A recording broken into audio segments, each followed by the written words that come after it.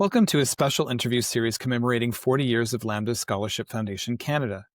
In honor of this milestone, we're diving into the rich and complex history of an organization that has played a pivotal role in supporting the evolving needs of 2S LGBTQIA+ communities in Canada. Through candid conversations with some of the key individuals who helped shape the organization, this project aims to preserve and present the stories that define Lambda's legacy. These interviews offer space for reflection, celebration, and insight, offering a vivid portrait of the Foundation's evolution and its ongoing commitment to advancing equity in academic research, financial support, and education. For this interview, I sat down with Cameron Aitken. Cameron has been actively volunteering with Lambda Scholarship Foundation Canada since 2018 and currently serves as its president. A passionate advocate for 2S LGBTQ+ communities across Canada, Cameron came to Lambda with over a decade of experience in the nonprofit sector, notably in youth programs. Before assuming his current role, he engaged extensively with Lambda's board and its mission. In 2023, under his leadership, the Foundation received a major capacity grant from the Federal Ministry of Women and Gender Equality, ushering in a new era of scholarship expansion and organizational growth. So hello, Cameron. Thanks for speaking with me today. I'm curious, how did you first get involved with Lambda Scholarship Foundation Canada? Thank you, Chris. It was back in 2017. I was back in Ottawa, Ontario, fresh from my master's in gender studies with the Central European University. And a former colleague, Jefferson Morris, contacted me about Lambda. He was on the board. They were looking for new members. And then the board president at the time, Dr. Barbara Freeman, was given my email. She took me out for coffee and she convinced me to join the board. That's how I found out about Lambda. I was headhunted in a very a very non-aggressive way, but someone got my name and my phone number and that I was interested in volunteering, and that's how it went. So can you tell us a little bit about what you might have been doing at the time and why they might have approached you? Absolutely. So I come from a background working in LGBTQ spaces and not-for-profits. So obviously my education, master's in gender studies. I worked cumulatively 7 years for the Canadian Centre for Gender and Sexual Diversity and started as an educator, became the office manager, the director of programming, and then the interim ED for a year. So I had a skill set of working with institutions and not-for-profits. And at the time, the Lambda board was almost exclusively academics because as a queer scholarship foundation, that makes a lot of sense. And they were looking for the organization to maybe take some best practices from the not-for-profit space and to increase the frequency of board meetings and things like that, which aren't very fun or sexy, but are necessary for the nitty-gritty and the daily operations of a foundation. And then also, at the time, I was starting my journey in human resources. Now I'm a certified human resources practitioner with the Professional Association. So I had a skill set of, working with people, knowing a bit about getting the money, running boards. And I started as a member and then became the vice president for 2 years from 2019 to 2021. And I'm just finishing up my 4-year term as the board president. So, this organization has a long history, 40 years. You're quite young, and I think probably the youngest board member maybe the organization had in a number of years. I'm kind of curious, like, what motivated you at that time to take on this role? Like, obviously you'd worked with boards before, but what was it, I guess, about Lambda that made you that kind of motivated you to want to join? 2 main reasons. The first is a bit more obvious: scholarships. I had just come from a fully funded master's program with CEU. And so I was really so grateful for that experience and to have access to an international education. But also, I met queer people from all around the world who don't have the opportunity to be professional queers. Everything they do is volunteer and still comes with a great deal of personal risk. And so being surrounded by so many strong folks making changes across the Balkans, making changes in Lithuania, in Georgia, in Ukraine, I was so impressed by the power of global queer activism that it reminded me how fortunate I am as a queer Canadian. And I had the idea of I wanted to give back. I was so inspired by what I had heard. And so at the time, I was looking for a day job. So currently, my day job is a policy analyst with Inuit Taparit Kanatami for the last 4 years. And I call Lambda my gay job, my passion project. And so I was looking for a passion project that would help support queer scholars and queer scholarships. So, coming into the role, like, what were some of the biggest goals that you had for your tenure? The first goal was definitely what I call shaking the money tree, finding new ways for us to get sponsorship. I started our Canada Summer Job process, so we've been successful for the last several years with that. I worked with the Twirl and Swirl. It was a fundraising gala in Ottawa. I believe we were one of their sponsored charities, either 2018 or 2019. And I have also worked to create new awards with some of our fabulous donors. And so, one award that I'm really proud of would be the Concordia Tuition Scholarship, which we are currently looking for a new home, but we're still looking at continuing having undergraduate awards for folks who are queer and in financial need. But we've also been able to jumpstart new scholarships that speak to QT BIPOC priorities. So we have making more scholarships and getting the money for more scholarships. That was my goal for Lambda, getting the money and then directing the money to the right place so that it can help uplift members of the community. What were some of the biggest challenges that you faced while working with Lambda? The Lambda board, because we were a national organization, had been meeting virtually much longer before it was trendy. Unfortunately, our virtual meetings were a teleconference Sunday evenings every second month of the year. So one of the first things I wanted to do was to bring us into the 21st century so that we can see each other's faces and, understand body language and maybe bring more of our full selves to the meetings. So that was definitely one of the challenges, is that we were so fragmented as a group. Bringing us closer together, increasing the amount of time that we met. Very fortunate that we had an in-person retreat last year, so we got to meet each other. A lot of us hadn't met face to face. That was the case for the board members. If you personally didn't know someone, you might never meet them, which is an interesting reality of the queer community. But it was so another challenge. We were a national organization, but 60% of our board lived in Ottawa.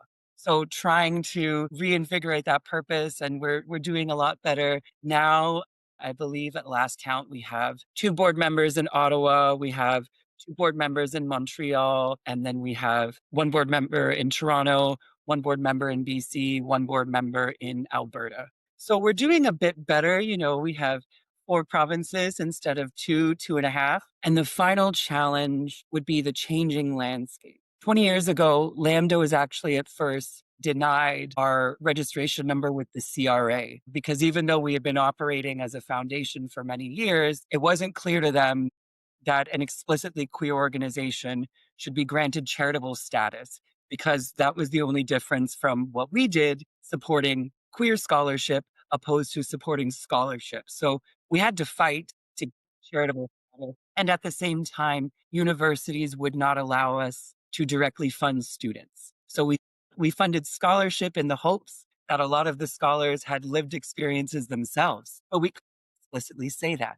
So in 2025, we are able to offer and start offering undergraduate awards that are specifically for someone who is in financial need and is part of the queer and trans community. 20 years ago, it would have been someone at the master's and PhD level who has a research project targeting queer and trans experiences, hardships, challenges, histories. So that's been a really interesting change and has allowed us to venture into some new possibilities and scholarships and partnerships. You led the board during the pandemic, which was a particularly difficult time for a lot of nonprofits. And I'm kind of curious, like, what additional challenges did Lambda face during that period, and how did the how did Yes. During COVID, it became very hard for us to still have the same case for support. Basically, like during COVID, a lot of the aid and a lot of the grants that were available, rightly so, directed first responders or services that were impacted by the pandemic, such as food security, access to education. So It was harder for a lot of organizations to get donations, to get revenue, to get funding because the landscape completely changed and everyone's priorities changed. And donors asked themselves questions around, would I rather support post-secondary education or would I rather support food banks and community? And rightly so, going where there is the most direct need. And that also created a challenge where there was less money for organizations that were not doing work around COVID. So that meant that when there might have been 100 applications before COVID, during COVID, there were 300 applications for the same amount of funding. So we saw there being less money available and we saw increased levels of competition. However, we were very, very fortunate that in 2022, actually, just 3 years almost exactly, we were notified that we received funding from the Ministry of Women and Gender Equality from their LGBTQ capacity fund. This was very important because we had been denied the first round. So the first round was announced at the onset of COVID in the summer of 2020, and we were not successful. We reapplied, not with a lot of hope, but we reapplied and we were successful and we received everything that we asked for, which was $250,000, which goes up until the end of March 2026. And so it was an amazing project. We've hired a development manager, we've had strategic planning, we've overhauled our website, we've had capacity sessions for the board, we have a strategic plan. So with a little bit of luck and glitter, as we like to say, we were able to find our way and to grow stronger as a group with our resolve and also our priorities. And fortunately, I believe if that were not the case, we would be having a very different conversation, maybe around closing Lambda's doors and this being purely archival and the end of our 40-year history and records. So I'm very, very pleased to say that there is still a future and there is a world with Lambda in it. And I'm so impressed by members of the board, by our current funders and partners. And I really think we've made some amazing progress over the last 4 years. And those were an incredibly challenging time for not-for-profits in Canada, especially volunteer-led not-for-profits. Having a staff member so helped our future, our capacity as board members. We weren't always doing operations. Now we could focus on governance, on finding new donors and partnerships and stakeholder engagement. So it's been a wonderful experience, but it was a wonderful experience that came from the most challenging time. Similarly, my former workplace, the Canadian Centre for Gender and Sexual Diversity, they did close their doors in September 2024. So we're seeing a world in which there is one less national organization in Canada. And although Lambda is not program focused, we're scholarships, it's a service, we're still working to be visible at the national stage. It's really impressive the amount of work that you've done and what you've been able to change. I'm curious to know a little bit about how the foundation navigates visibility, questions of visibility, funding, or representation. With a lot of debate, eventually we largely reach a point of group consensus. Because we are a small board, we are 8 members currently, looking to recruit 4 more before our AGM in September, but we're 8 people. So it is really important that we are on the same page with our vision and the future of Lambda. And that also means being critical and taking an inventory and saying, who are we? What are our lived experiences? What is our skill set?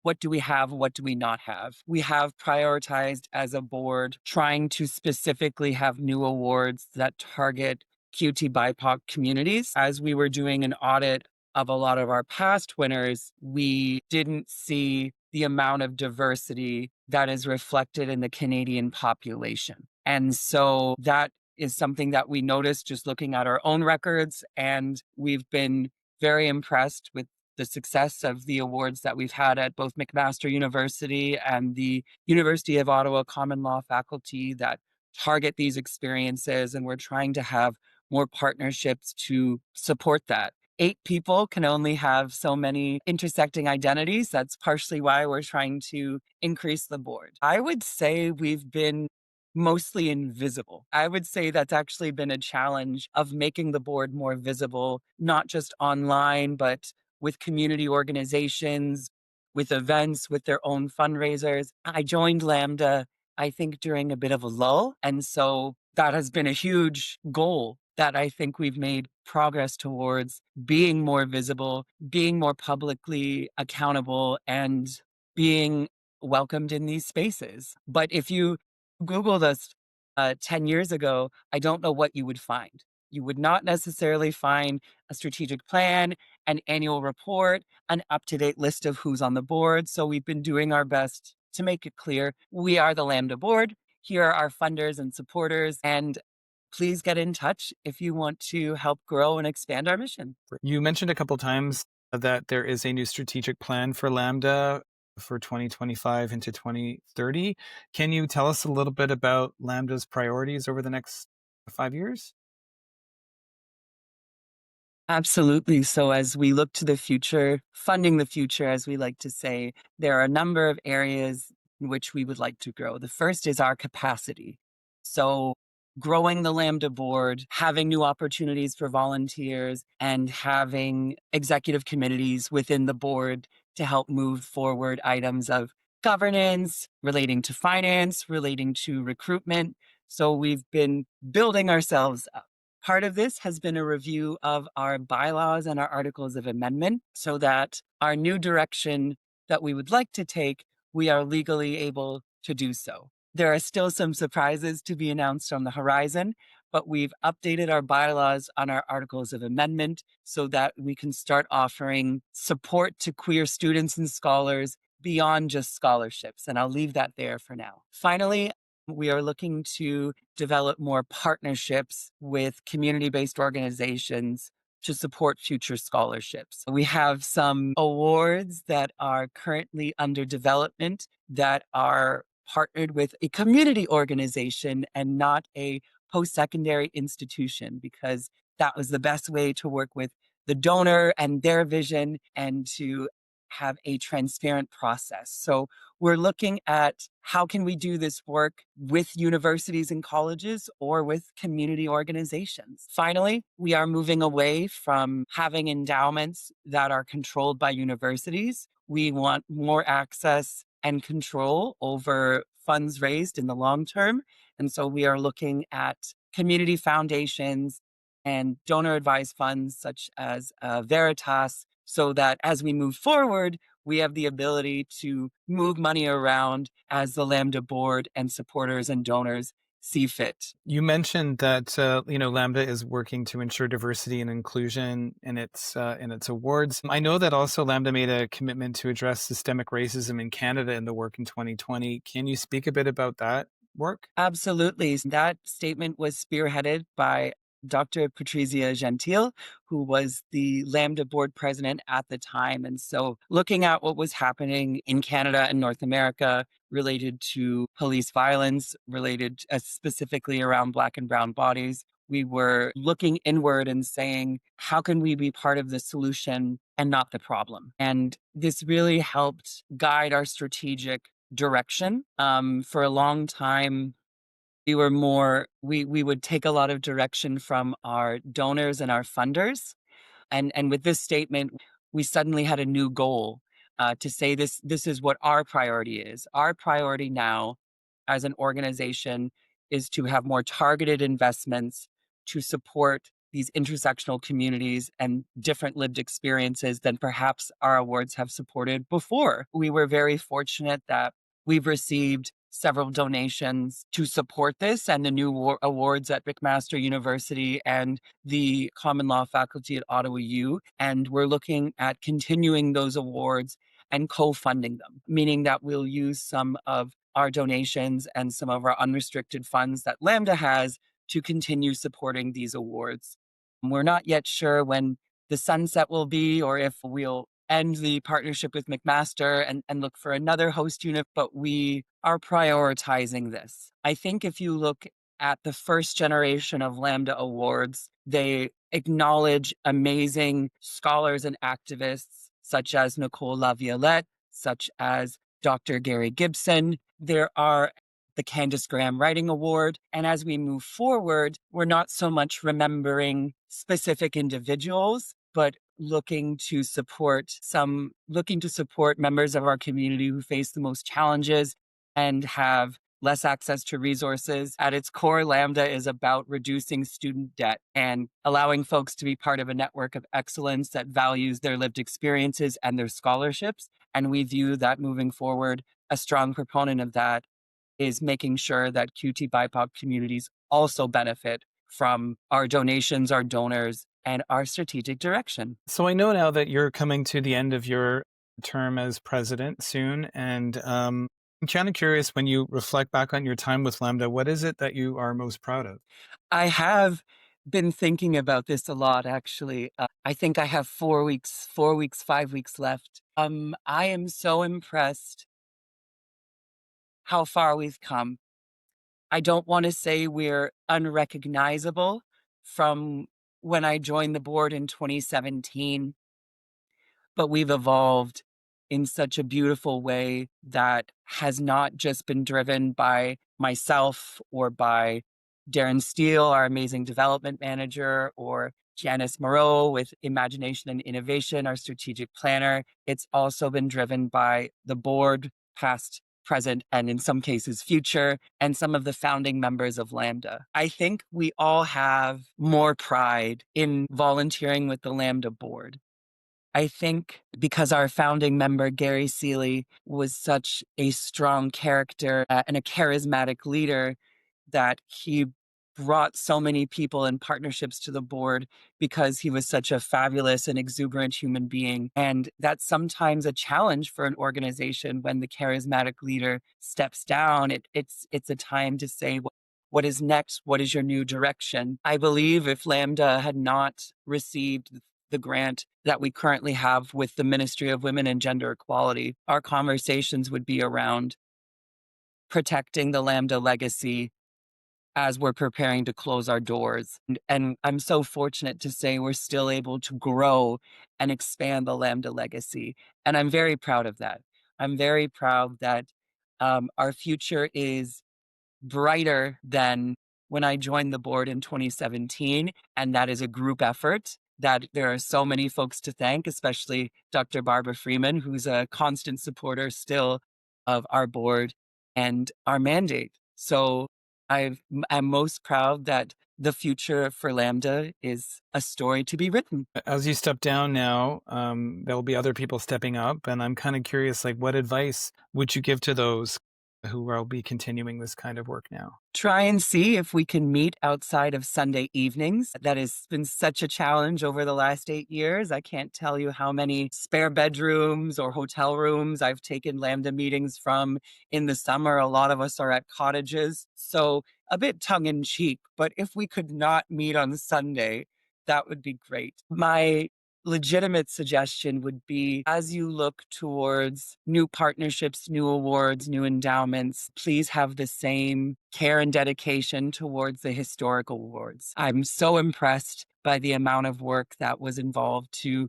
create some of our endowments at Guelph University, Laurentian University, the University of New Brunswick. I am blown away by the fact that thousands of dollars were raised 20 years ago by individuals, community efforts. And I think that's really beautiful.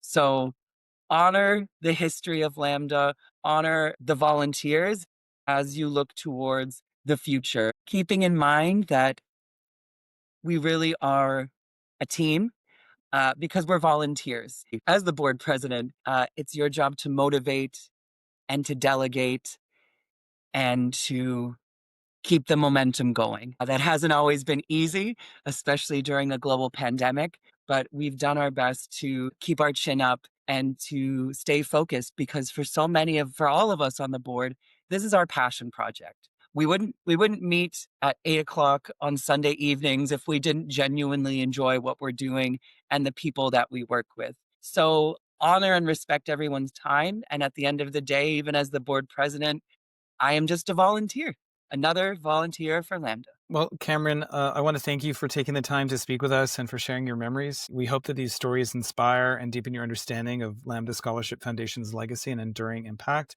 If you enjoyed this conversation, don't miss the other interviews we've posted as part of Lambda Scholarship Foundation Canada's 40th anniversary project. There are plenty more inspiring voices and stories to discover. Thank you, Cameron. Thank you, Chris.